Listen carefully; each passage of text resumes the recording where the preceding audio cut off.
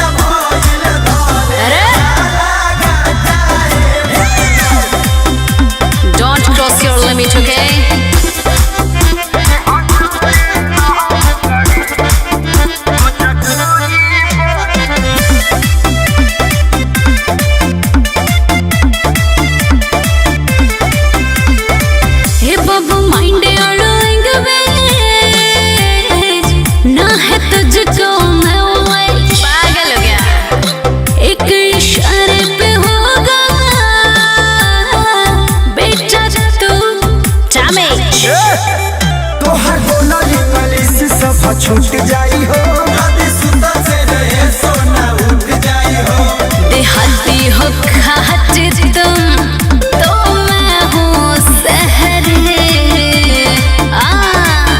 जौन आजा दिल लड़ा उसे दूर का करी भोजपुरी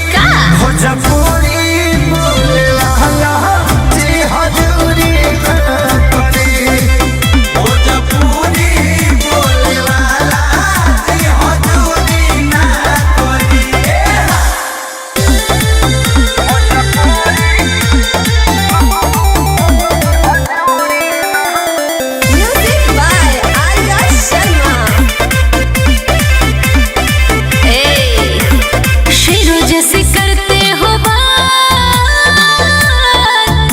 शिकारी लगते हो मोहब्बत का खेल खेलने वाला तुम खिलाड़ी लगते हो क्या लगता कि हमार क्षमता तुली हल पर भोजपुरी मरद बना करी हो तू सब सांचों में अखिलेश खेसारी खाके आए हो लहरे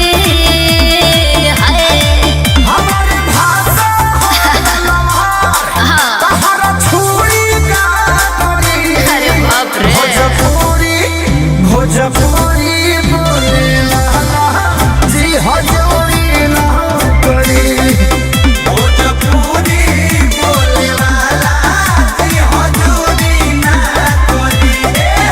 ए बबुआ तोहर यह अदा पे दिलवा फिदा हो गवा लव यू।